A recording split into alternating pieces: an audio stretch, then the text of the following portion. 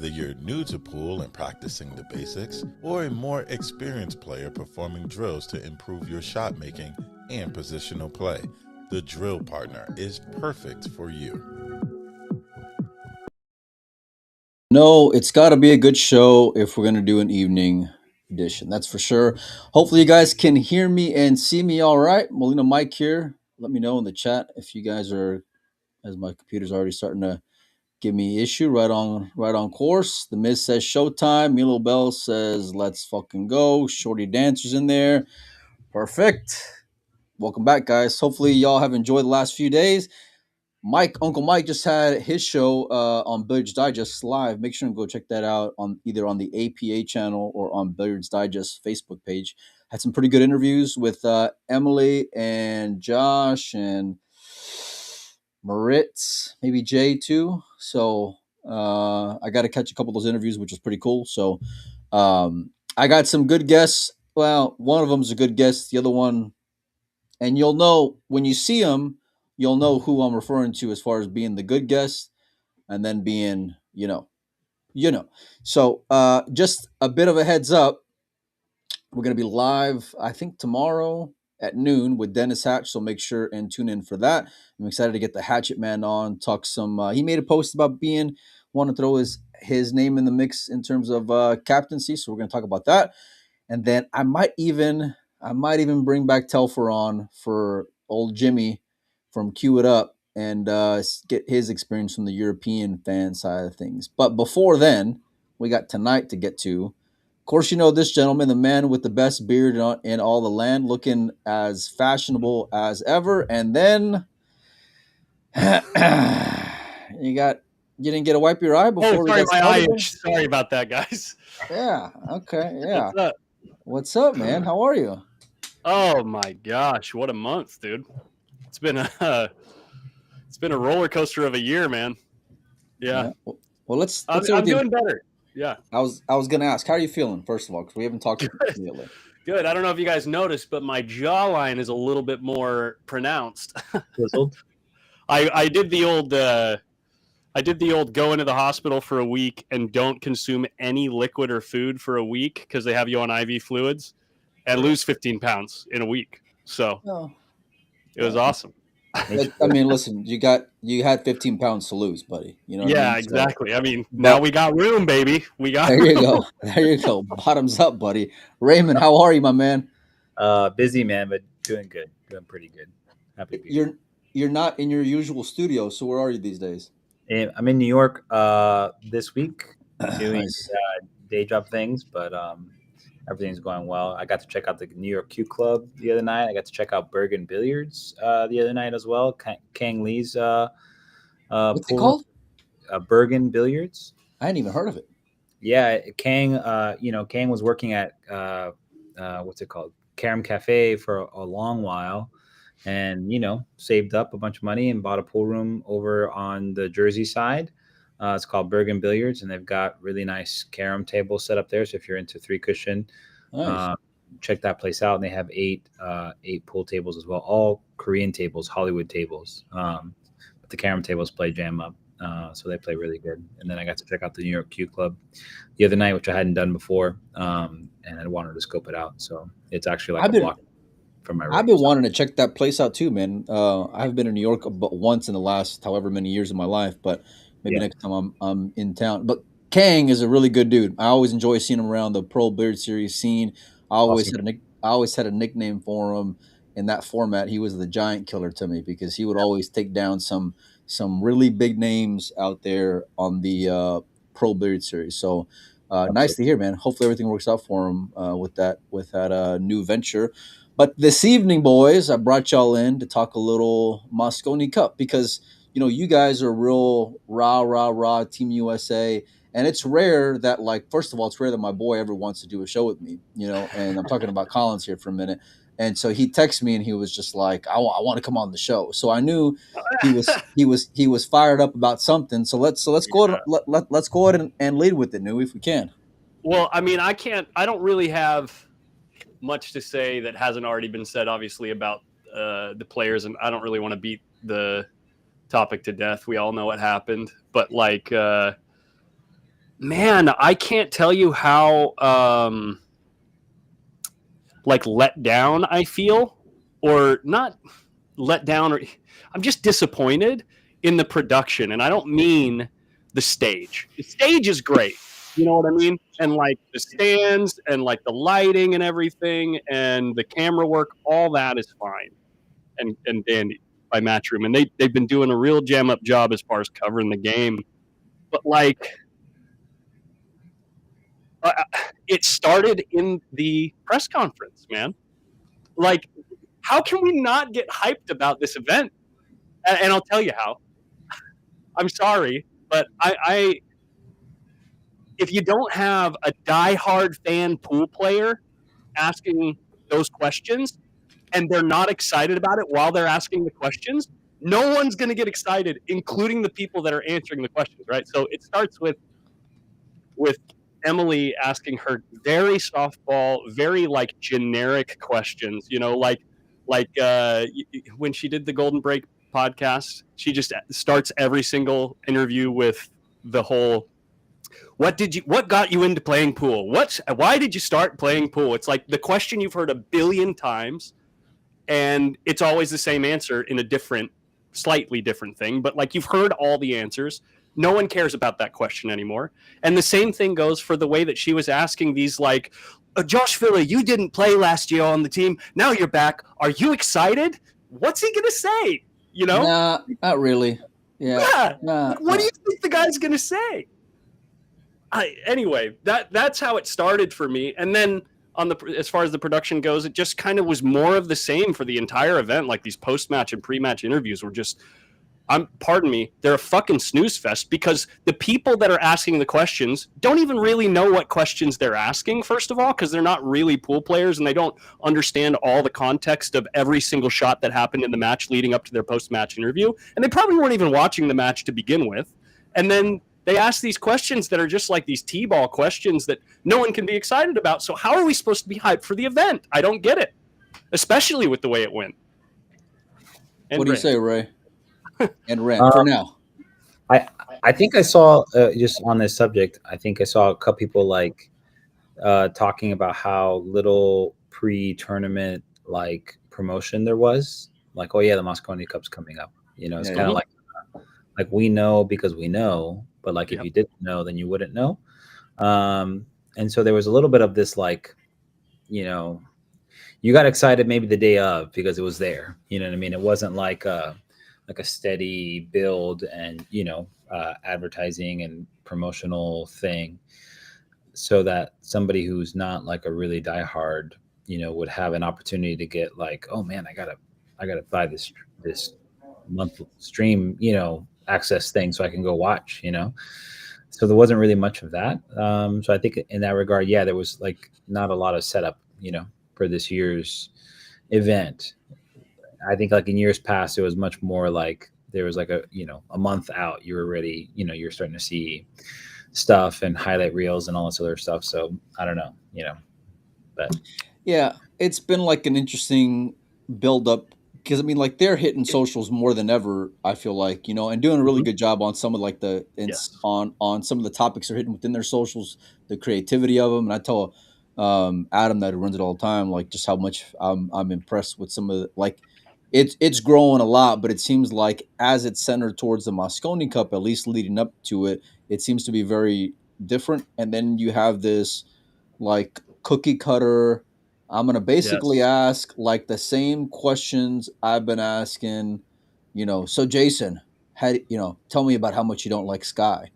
And then like, you know, there's, you know, it's like, y'all were just teammates like 2 weeks ago. What are you talking about? You know what I mean? And it's just like trying to bait them into this rivalry that's not there or hasn't been there. And maybe it's there for a couple of guys. You know, Billy shows a lot of passion whenever he's talking shit, which I can appreciate. And it sounds like genuine and sincere. Jason's just good at being the shit stirrer. You know what I mean? But when you're asking some of these other guys that are just, you know, like I trust them with my newborn. You know, they're so nice. You know what I mean? Like, not that I have a newborn, but you know what I mean? It's like they're so yeah, no more kids. They're so nice guys. It's just like, it's hard to get there. and then you turn to the fact that again they were teammates recently. It's a little bit rough. I saw they bring in somebody else for doing like post match interviews, which I thought was a nice layer, but again, it was just like, it was just the European domination train, and you could only ask the same guys, but so many times, like the same variation of a question before. Oh my gosh, the amount of times that they ask things like, "Now in that match, how important was the break?" It's like, yeah. I don't know. It just drives me up the wall that it's like the reason. And I'm not bringing up this name because everyone says, "Oh, we need to get Joe Rogan to do commentary for this." I don't think that that's necessarily the answer, but one of the major reasons that the UFC became what it was or is today is because they got a guy that was kind of steering the conversation, like the storytelling and the conversation with unbelievable passion and a ton of knowledge. And, when he does his post-match and pre-match interviews, he is in awe while he's doing the interviews, right? And you can feel it. You can like taste it, right? It's like, it's fucking exciting.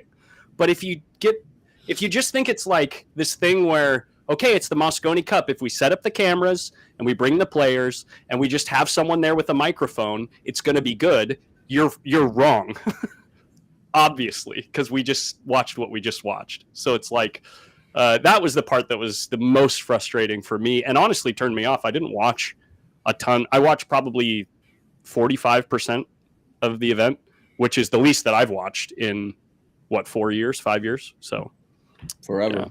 Yeah.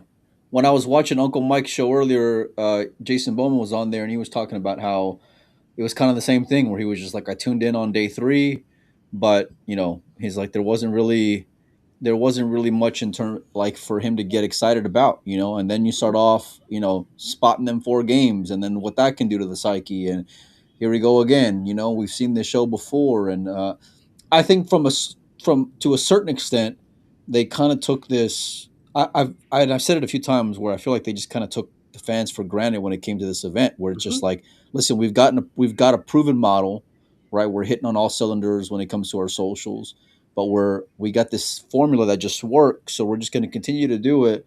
And that people are going to show up. People are going to be excited. People are going to attend and be, and just be tuned up for it. And it wasn't. And even online, and I barely today watched a couple of matches from the final day. But usually, like if I would have missed the match or whatever, like I would have been trying to see that as soon as possible. You know what I mean? And just to kind of get the nuance of everything that was going on. But from the lack of rivalry to the lack of competitiveness, and it was just it was hard to get into it, and of course the scoreline just doesn't help any in that regard either. I just want to cut in real quick and see note what Set Jor 651 said. Boys pre-shows and times where JJ and Frost broke things down were better. They should lean into those. It's like, yeah, they've got a few guys in there that, like, I know that there's like they got their color guy and they got their play-by-play guy, and their play-by-play guys are really, really quite good at the play-by-play, right? They got Double J, they got Carl Boys. I know that Scott has a ton of fans out there because they really like the way that he does things, and it's like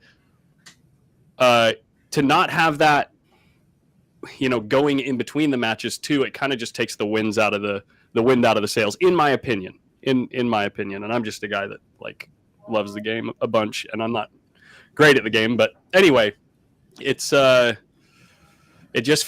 left me feeling like I wanted more. I just want to be excited. Give me something to be excited about, even if it's a stomp. Give me something to be excited about. I don't know. Yeah, I see Sean's comment in there, and he says no matter what, people will still show up and watch. People didn't show up though, like they have in years past. At least not in the attendance. And I don't know what their viewership was like. I mean, obviously, it's always more convenient to watch from the house, and there's all kinds of sports that are dealing with, that kind of tug of war, if you will. You know what I mean? Like, how great is the at-home experience, and especially given the economy and all these other factors. But I mean, you saw it from the people that were there. Like, it wasn't a packed house, at all.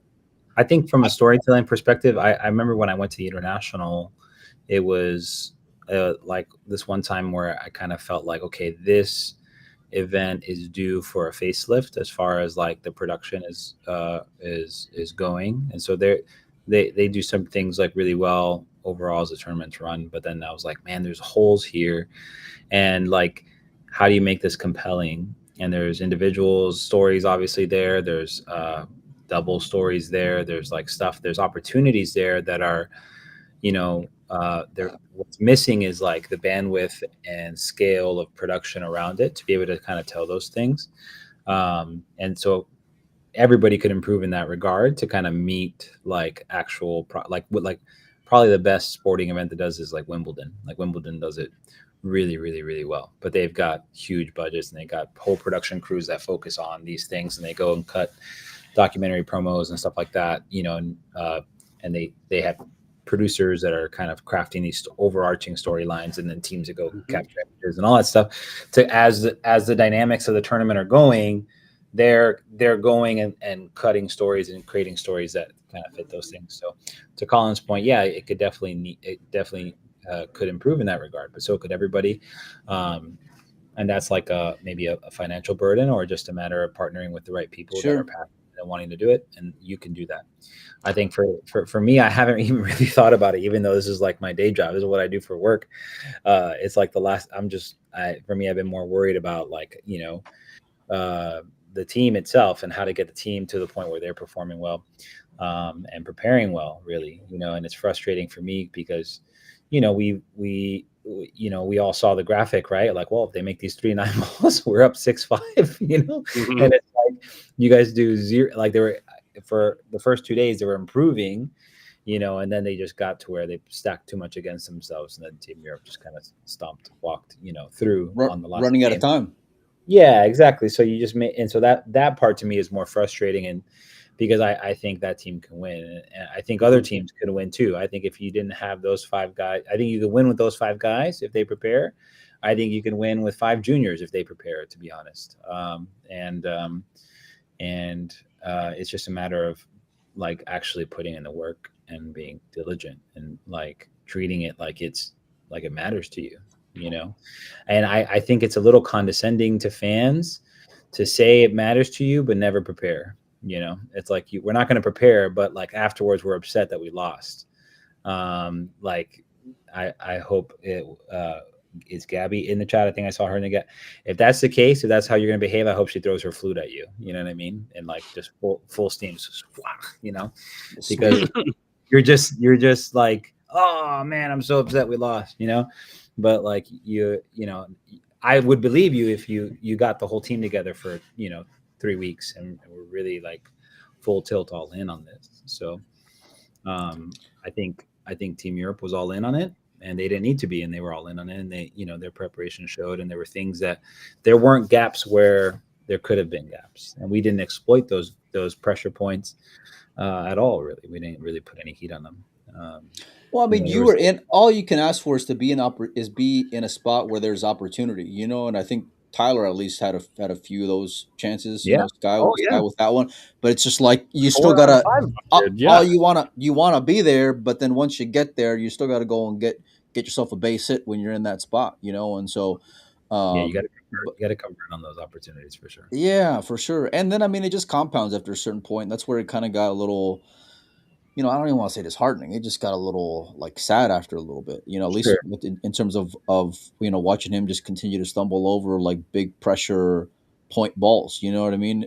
As that tournament progressed, but to his credit, he did go out there and hold his head up high and regroup and was out there like a professional. But like I don't know what the magic number is for Team USA to get their shit together as far as like a boot camp, but hearing them say that they prepared more this year compared to last year, like that's great and all. And kudos to them, but at the same time, it's like, well, then what the fuck were y'all doing last year? Like, did y'all think y'all were taking down that team last year?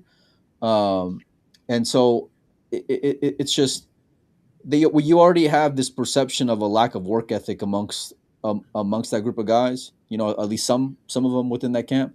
And so it's like, even if you're gonna lose, don't let them outwork you. But when you get out, whenever you got outworked, and then you go and get slaughtered, and then historically you haven't been showing up over the last 6 years or whatever it's been, then it just kind of like, that's when it leaves this, you know fuck it taste in people's mouths, where they don't want to go fly across the world to go see you play. And I'm sure Orlando will be different, but at least that's the impression that I got from a lot of fans in terms of this year. We see some of the comments in the chat here. Let me see if I can. There's a couple that kind of stood out to me here a little bit. Is there a rumor that there's being investigated for betting fraud? No, I mean, listen, those guys have too much.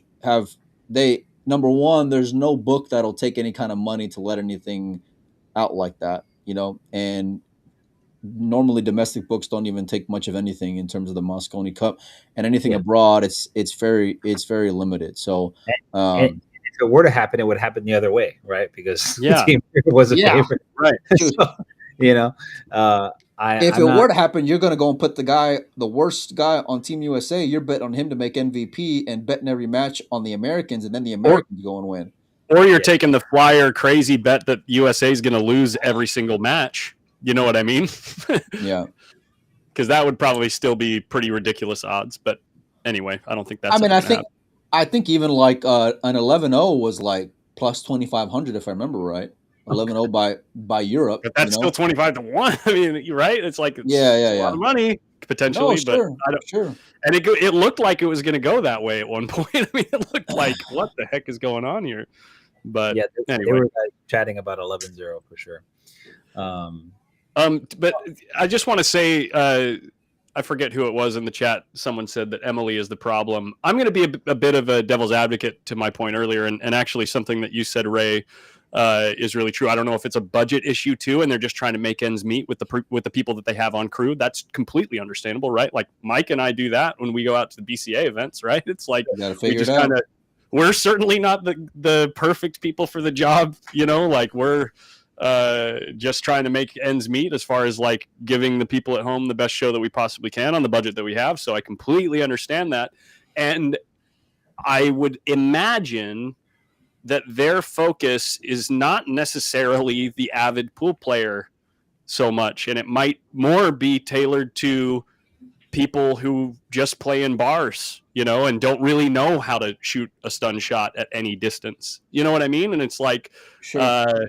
Maybe their target audience isn't someone who really knows what's happening on the table, and they like to have someone like Carl and Scott and Double J explaining the whole thing, and they get the ooh and the ah, and maybe those people aren't super vocal online about these matchups and stuff. So it's like I could see how that type of thing could be happening kind of behind the curtain for people like us, but it still feels they'd be foolish not to. And I think you see that from a number of different strategies, whether it's people they bring in like on the sideline and even throughout the year.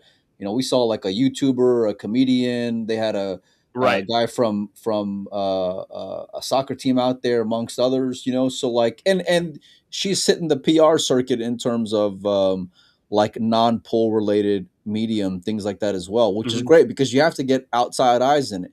But my only issue, and this has been the case for some time, is that if you bring them in, you don't want to see, an uncompetitive sporting event. It's like whenever you brought in the Andy Goldstein fans, it's like, you think they want to watch someone lose 9-0? No, they don't. Nobody that enjoys just sports. And this is someone, man, I can watch soccer, I can watch hockey, I can watch whatever sport. You know what I mean? I've been degenerate and bet on some really obscure shit in my life. You know what I mean?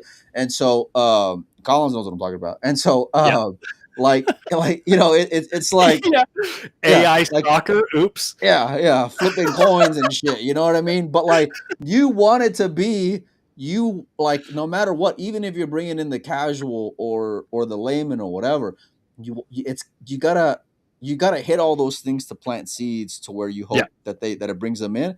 But then when they come in, it's got to be good once they get. Got to be good enough to keep them on the hook, right? Once they start to learn, it's like eventually they'll get to a point where their entertainment kind of plateaus, and then they'll become disinterested again. But like, the whole thing about how now I'm going to go back the other way. Like, do we everyone in the chat here and Ray and Mike, you guys, like, do we think that Emily is the right person to be sitting in the center chair for the press conference over this, like, you know, this big matchup between pool players, and like to understand all the little nuances and ask the little questions that can kind of needle the players and get them excited, right? Like we saw a little bit of that excitement peak up when the players were just talking to each other and like barking at each other, right? But if we could kind of instigate that and direct it a little bit more like purposefully, I think that maybe the event could have even completely changed, right? Like maybe it could have put America in a better place to be fired up to play, because they might probably even felt like they lost at the press conference, right? Yeah, but so they've lost the press conference like every year. Right. But this is kind of my point, right? Yeah. And you know, going back to the whole Joe Rogan analogy, right? Joe didn't get paid for how many events for like a year? He's like, dude, I just fucking love the game. It was like 11. It was like 11 or 13 UFCs, which was he was just stoked to show up and watch, dude, and get front row seats. So it's like there's got to be someone out there that, you know, is a pro or has some type of pedigree that's also entertaining, that could be better than, you know. I think that she's got the right like tenacity for the job, right? I really do, and I think that she's willing to like make some changes in places or ask the questions that as far as setting up an event might make certain players uncomfortable or whatever, and they've been doing a really good job with the format and stuff, and I really do think that a lot of that has to do with her specifically. But is she the one that needs to be sitting in the chair asking the questions? That's just from the very beginning kind of turned me off to the event, you know.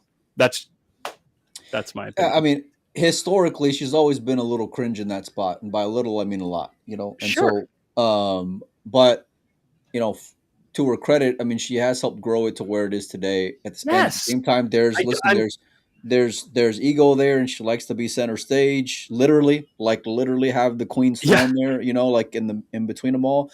And not for nothing, but there's not like, it's not like other sports, right? Where like if you're doing the NFL, you can bring in, you know, a dozen guys that are witty and deliver well, but they're also knowledgeable because they watch sport week in and week out. Like there's not, and they're obsessed, and they know the players and their personalities and stuff, and like know how to jab them a little bit to get them to, you know, you gotta have someone that's gonna make Tyler Steyer entertaining to listen to. You know what I mean? Like I love talking to Tyler one-on-one, right? But like when he's up there on the stage, they're all introverted pool players. You know, you got to find someone that's so obsessed with what it is that they're doing that they'll kind of get excited back. You know what I mean? Yeah. It's I think that's just one aspect of it, you know, and for sure that buildup needed some help. But at the same time, it's like you still gotta, and you can tell there was some desperation there from the frequency in which they were posting, as far as ticket availability to press conference of, you know, where to click at and all these things. It's just like you knew that it was going to be a little rough. Yeah, you know, you knew it was going to be a lot difficult. But at the end of the day, you know, they still got to go out there and hit balls, and they did from some portion of it, you know. Like Gabby says, they're all introverted. We are. Yeah.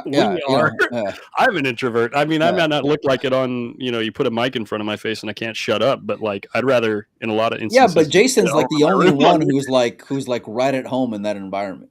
You know? And he's got the game to back it up. And he's got the championships in the Mosconi Cup to go and be confident about, you know, whereas the Americans, it's just like that's such a distraction from them. And Ray, you talked about this before, where it was just like you bit the worm right before the balls were even cracked.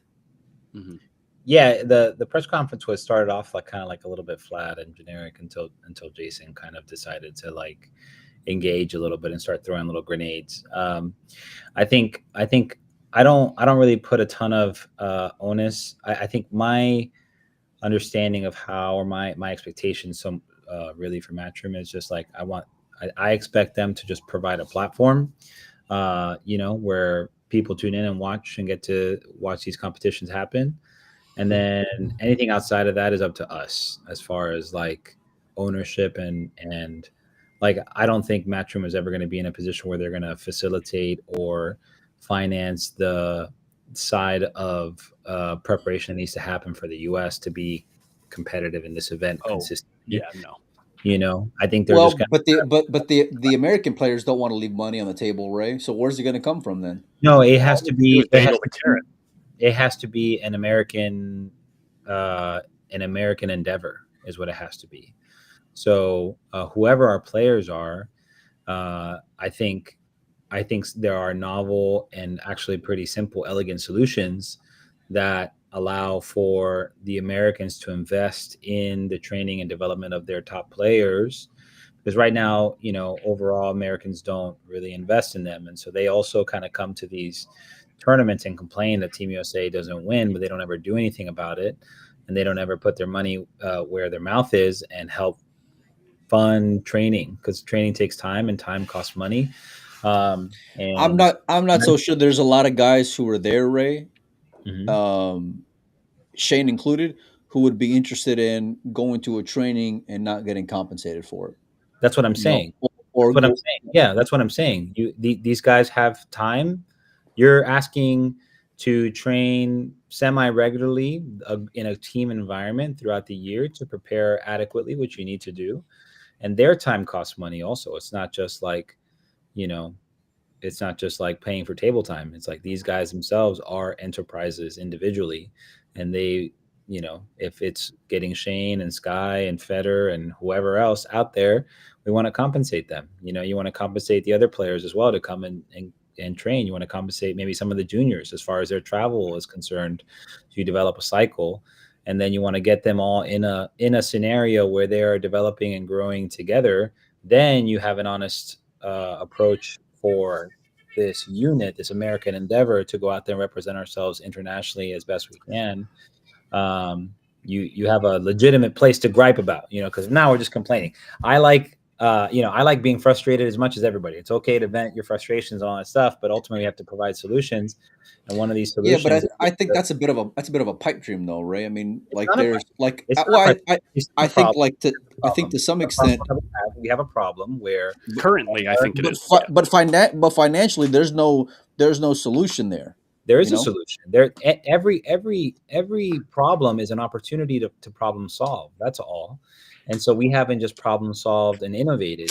So if we have an honest conversation, are there possibilities where we could package and present an ongoing training program in a way that adds value to other people, other teams, other organizations, other institutions that are profitable in the pool community in the United States, and fund an ongoing curriculum that trains and prospers our players? I think it's not a difficult challenge at all. What's the number? 80 grand?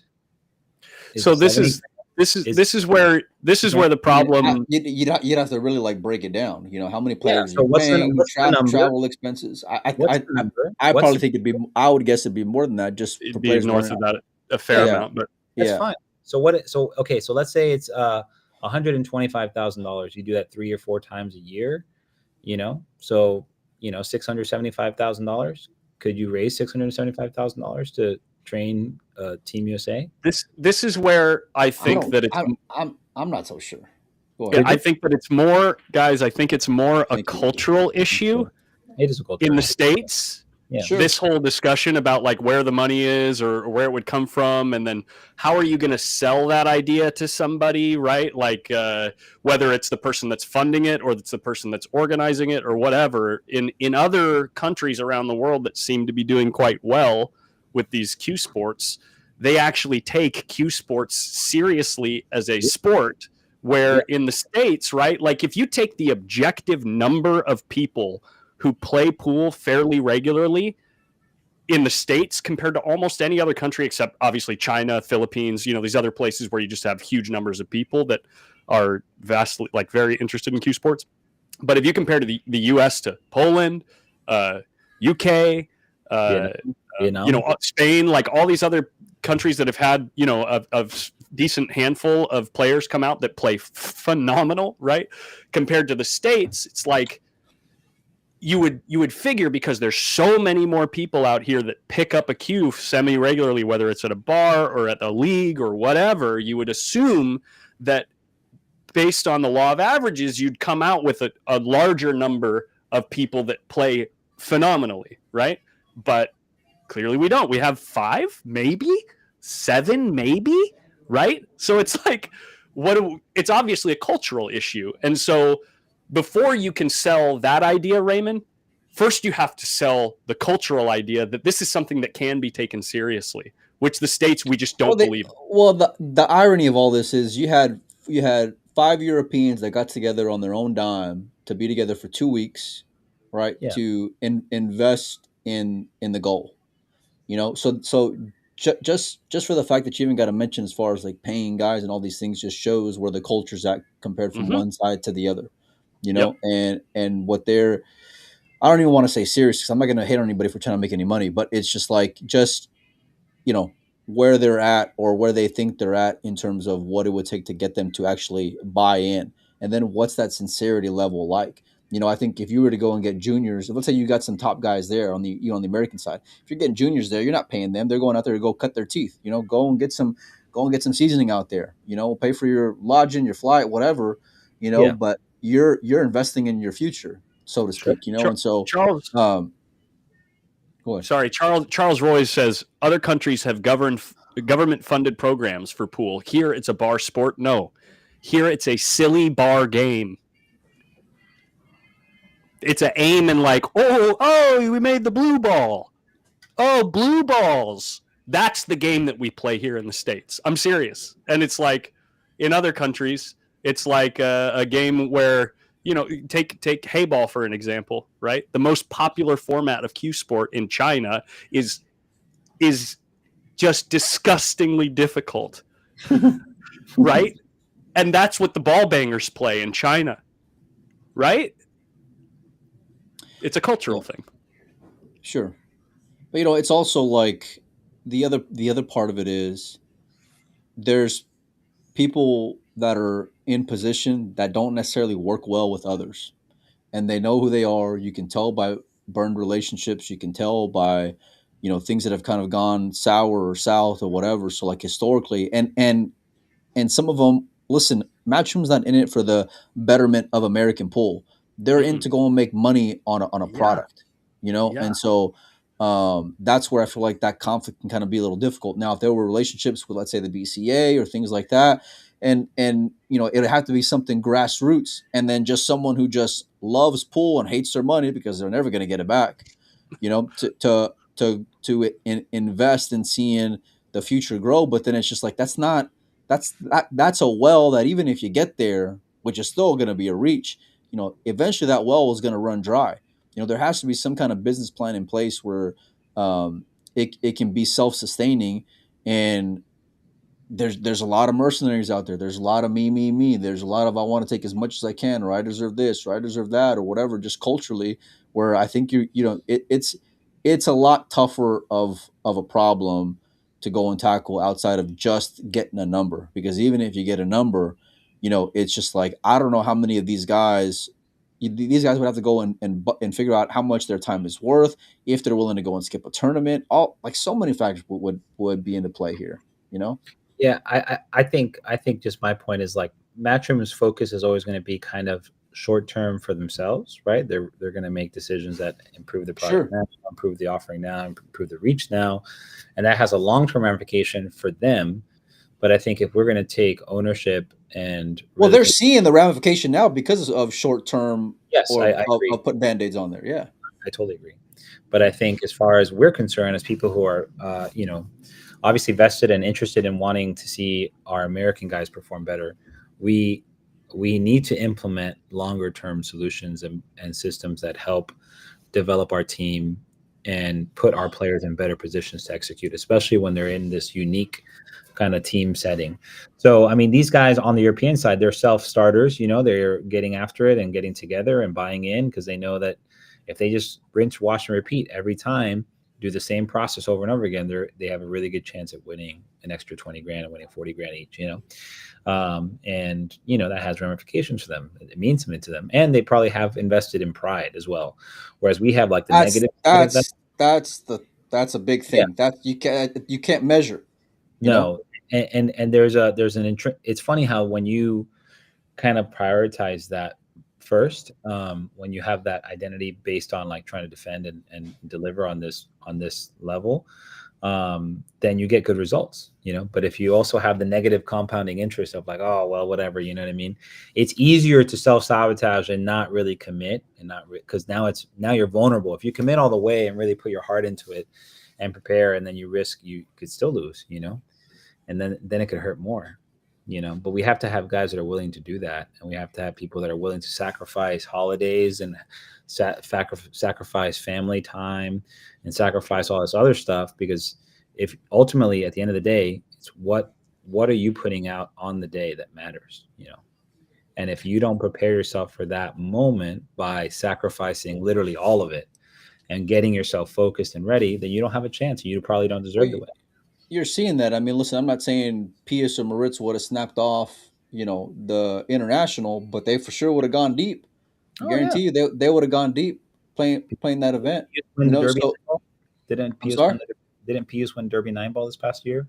Sure, but that was a slightly different break format. But he was in the finals, I believe, if I'm not mistaken. Yeah, but similar format, same pocket size. Yeah, sure. Yeah, exactly. But I mean, like, not only did they take money out of their own pocket in order to buy in for those 2 weeks or 3 weeks or whatever it was, but then on top of that, they're also leaving potential earnings on the table, and that'll have ramifications down the line for them for their 2026 season. And possibly with their actions, they're telling you what their priority is, right? But that's the part where like you really respect and it's that pride you were talking about, Ray. Yeah. Yeah, I totally think that's a big factor, and I think. Ultimately, I think, they have a structure in place, and so they can go without, let's say, a proper captain. I think Darren had mentioned it on the last time that he was on, that U.S. needs one. They need somebody who can implement the structure, have curfews, have rules, have kind of the guardrails set up, because they need to be focused in and hey, let's walk down this line together. If everybody can get pulling in the same direction and unified, then you have a chance to do something. But it's a matter of getting everybody to buy into that and working together. So, much bigger issue there, in my opinion, in that regard, getting those guys to buy in, which is why I even mentioned like 5 juniors could do it, because those kids. Well, I said this before the event. I could think of a handful of kids to go and ship out there and say, hey, listen, can they give you 11-3 or better? Yeah, I think they could. 100%. Yeah, but like properly buying in and training, fuck yeah. I would, and anybody that would want to lay it, I'd gladly go and take it. 100%. Because I like for sure I would go and do it, because they would be in their heads before they even break the balls. Just because the Europeans don't want to lose to kids. I'm serious. I'm dead serious, man. How about this scenario? Jason Shaw's whole like mental game assassination thing is all about talking shit to no 15-year-old. What are you gonna do? Talk crap to an 18-year-old, bro? Yeah.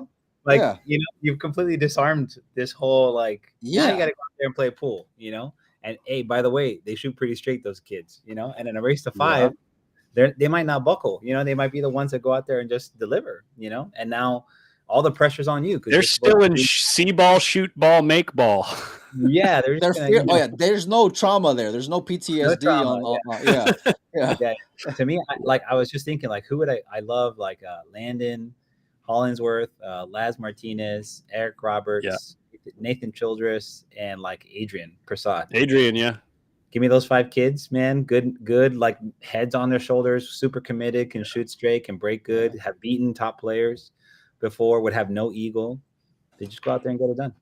And not flaky, they're super committed. Like they'll follow orders, they'll follow, no problem. Whatever you want, they'll do. Well, because there's not an ego there at this point, and that was, and that's very part of like that's part of what this circus has become. It's like you've empowered these group of guys that think that they're bigger than the show, and so and to some extent they were. because Matchroom needed them, and there were lacking stars and personalities and competitiveness and all these things, but it's like it got way too far out of balance here, way too far out of balance, and that's where you're dealing with it now. And that, along with, I feel like, taking the fans for granted, is where you ended up with where the event landed this year.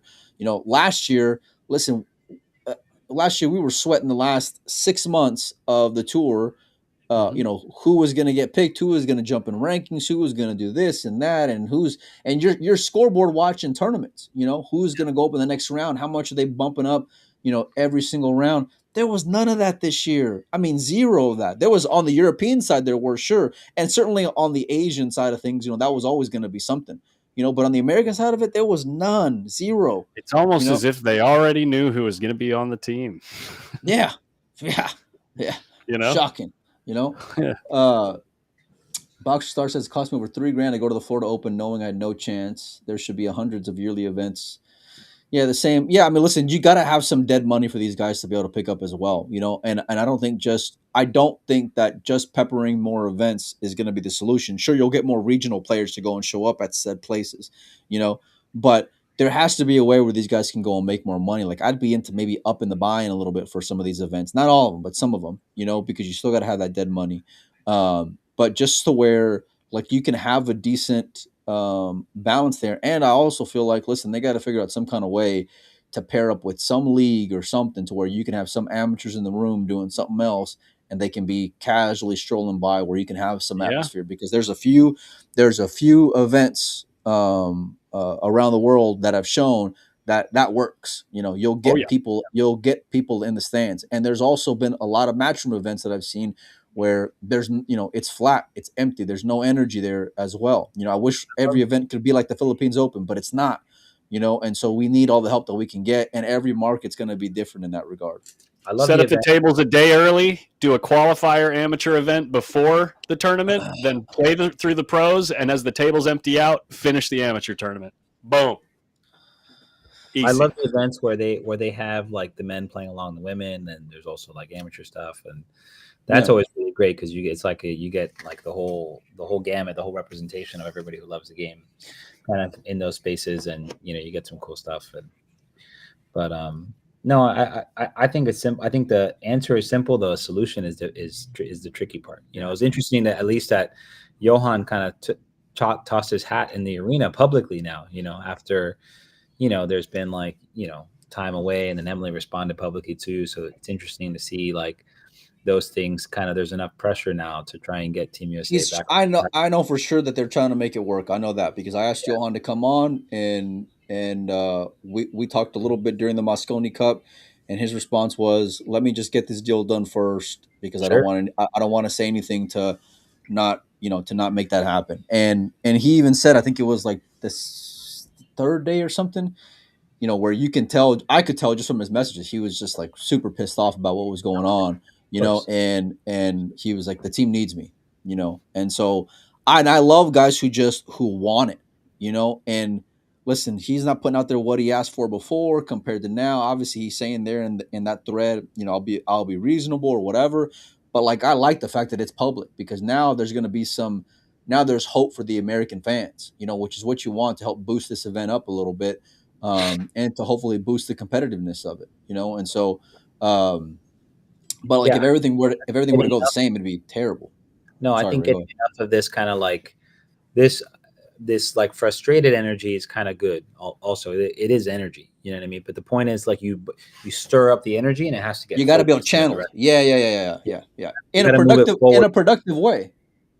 In a productive way, because that's how you get change. You know what I mean? If we keep just getting, this sucks, and then don't do anything about it, then another year will go by and nothing changes, and that's no good. So, I think ultimately we all want and sincerely want to see that energy channeled into solutions that are, tangible, that we can track them and see them, measure them, and then hopefully measure them against, top competition and see improvement.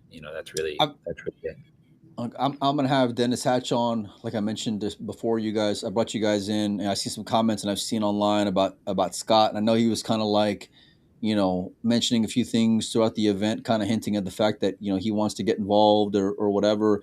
I have a hard time with the Scott, only because I can't say that I would put him above Double J, and I've already seen the way that Double J ended up, and on top of that, the fact that I feel like he's more friends with some of these guys compared to like Double J. I was there while he was doing some training camp. Like, he had to be the bad guy at certain points, and there were times where you saw guys kind of maybe not jump as quick or listen right away, because they knew that there's this blurred line there between being a friend of a guy versus now he's an authoritative figure, and I'm having to like respect what he's telling them, but those guys needed it. I mean, Double J had to tell him, hey, listen, let's be serious here while we're playing doubles.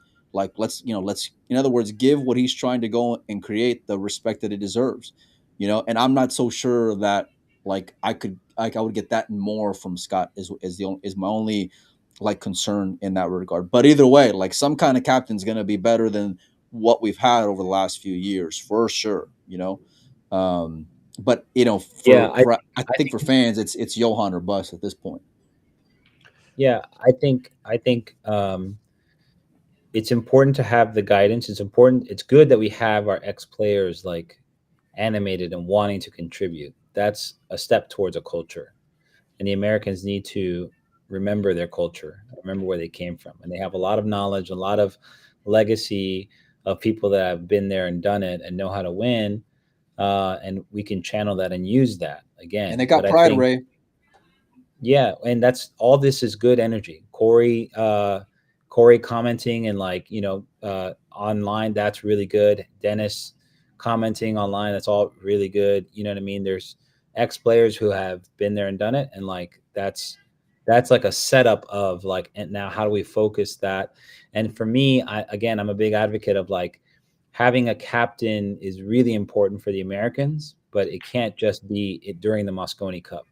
That's no good. You have to have a captain who's there for a month before the mission, at least, getting everybody like working together. And because there's layers to this, there's a lot of layers to this onion that need to be peeled back and undone and rebuilt from the ground up. And you can't do it 3 days before the tournament. It's not, you're just asking for trouble. You have to really be invested in doing it from the ground up. And that's going to take a little time.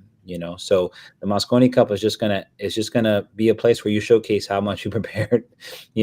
So as much as these guys are happy that Federer helped, with the practice and stuff, 3 days is no good. And bonding is okay. Spending time at the international is good, but you're not focused on like key situational decision making. You're not watching tape from past Mosconi Cups. You're not developing a game plan. You're not even creating strategies and play calls for how you're going to approach certain situations, and you're not coaching individuals' weaknesses. You're not tearing down grievances between players and building them back up so they're together. You're not creating a team identity. You're not uncoaching negative beliefs or limiting beliefs people are having. You're not working on skills for the break and how to get position in really tricky situations when it's super slick cloth. There's layers and layers and layers, and you're not training physically. You got to be having a physical training side. You have to have a mental training side. You have to have, like having fun together and making sure that you're enjoying yourselves as well, so you're not just burning out. There's a balance to all this stuff, and that's where an experienced captain, somebody who's done it, like a Johan, or you know what I mean, like that's where you get that value, and it's beyond just the technical stuff. It's not just doing Mighty X for a few hours. You know what I mean? It's not just practicing a break. It's the whole scope of the puzzle.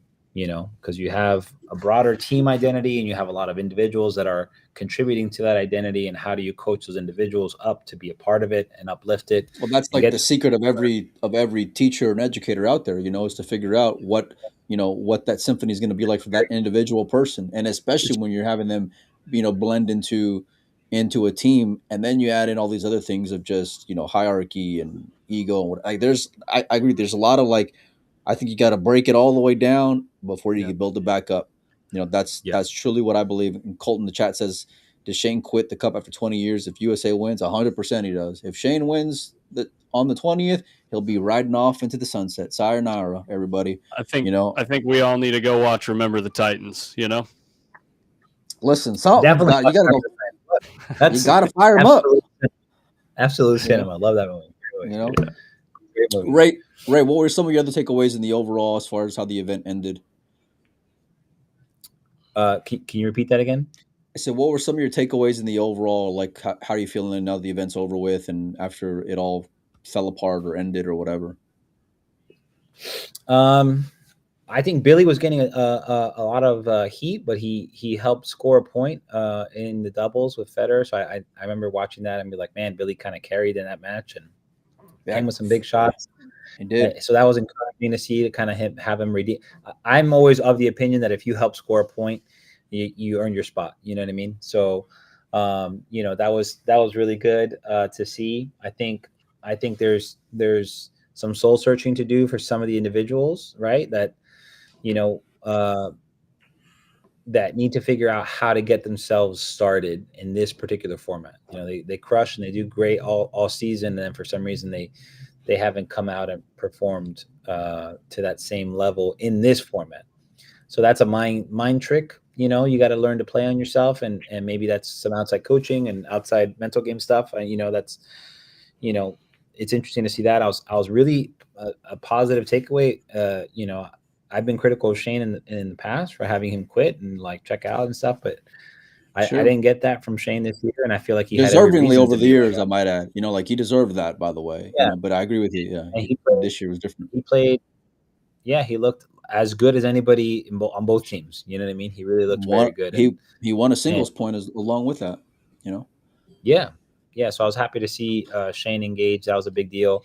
I think the role of captain and playing is a little bit outside of the scope for Skylar, and I think it's unfair to put him in that position to where he's got to kind of manage all those things. It's not super in his personality. I think he does bring levity and kind of like lightheartedness to the team, which can be a value add when absolutely can. When you have a bunch of guys that are tense and tight, it's like it's good to have somebody like that, and So I think putting the players in positions where they are in their strengths is really important. So I think that plus preparation, like if we don't prepare, then we're drawing dead. Really, we have to go out there and really, really prepare and have a strong kind of like session heading into it to give ourselves an opportunity to play well. So, what do you say, Nui? On the play side of things, it just breaks my heart to see these guys making mistakes in places that we see them all year just kill it. Like, the spots where Tyler missed, I mean, even that like back cut in the corner, and the crowd maybe got in his head or whatever. It's just heartbreaking, right? But I don't know. Especially since I've kind of stayed on the production side of things. I think I'll finish on this. I think in order to help change the culture in the States, we need to frame the game or do a better job of framing the game as a thing you can take seriously. And so if you're thinking to yourself, hey, maybe I should start a stream. It looks easy. Do it. Like, I'm dead serious. If you're in a region that doesn't have some type of like coverage going on, but you have a fair amount of players, like, it's uncomfortable at first learning a new language or like learning how to put on a production or putting on a show or something like that. But like, give it a try, because the more that we have in different areas, the more, like in Sacramento, for instance, when I first started streaming, we'd get like 15 to 20 people watching every week. And now it's like, 200, 300 people, even if you're watching 400 Fargos playing for $100, right? And so if we could get that little bit of growth happening in regions throughout the country, maybe that would help with the problem that we have. So, yeah. And then the other thing is, if you're worried that, oh, well, I'm not a great player, I'm not like a 700 Fargo, or I'm not a pro, so I can't have opinions about somebody else's play. It's like, an opinion is an opinion, and people will decide whether or not they want to listen to that. So it's worth giving a shot. You know what I mean? So, yeah, maybe if you're thinking streaming looks easy, I should try it, go ahead and try it. It's fun. Yeah, it's they gotta Listen, there's potential there, and there is hope there, and obviously the Europeans are a lot more talented and have accomplished a lot more, especially over the last 5+ years. But Cultural there's is a big part of that. yeah, sure, but there are bright spots there, and I think if you can just really have honest opinions and a really sensible approach and not be afraid to hurt anybody's feelings along the way, then I think that there's potential there to turn that ship around. And you Yeah. really have guys there that are within there that know what it takes to win, and individually, and have really solid work ethic along with that, and so those are and I will take whatever little positive pieces of the puzzle that you can at this point, because other than that, there's not a whole lot of positive things to go and pull from the experience and the overall. I think that something's got to go and give, and whatever formula may work for the Europeans or may work for Team Asia, as far as whether it's teams or whatever, it doesn't work for the U.S. It hasn't worked for the U.S. It's not going to work for the U.S. Not right now, anyway. Until you have a strong, you need to have guys throughout the year feeling pressure and feeling heat. And this entire year, I don't think any of those guys did. None of them did. Besides their own individual, monetarily, things to kind of motivate them and fire them up. There wasn't anybody looking over their shoulder the entire year to say, you better make sure you're doing good at this spot or in this event or in this whatever, because there was a lot of guys who had really full bellies the entire time. They weren't hungry, and I think it's a reflection of it. So, Ray, you got anything else before we get out of here? No, I think I think the safety play was a big deal too, during the Mosconi Cup, just watching those guys and seeing when they were successful versus when not, and how often Team Europe had our top players really kicking and kind of just scrambling, you know what I mean? And then punishing on top of that. So I think for this particular type of event, really working on those kind of safeties for the team is important. Cohesion, I think Darren had mentioned too, he just didn't notice a strong cohesion. So whatever that trick is for getting the guys together and feeling locked in, he said that right off the bat too, which was really surprising. Day one, before they're even getting going, or right after teams or whatever, that there was a noticeable disconnect there. And he's looking at it from his own unique lens there too. Yeah, he's been in it, so he can smell when it's. I'm sure as a player, he's looking at it like that wouldn't fly with me. He's like, not on my wife. If I wasn't that, we'd be a little different. So, those things have to change. But, hats off to Team Europe. They handled their business. I thought Moritz played steady. He just played super steady. Josh is just man, having that guy on your team is it's so stupid, dude. Josh was the MVP, man. I saw that match with Josh and Moritz. Moritz missed a lot of balls. I watched that match today. Moritz missed a lot of balls. Yeah, Josh makes it easy. How do you just always make the ridiculous difficult shot? I don't get it.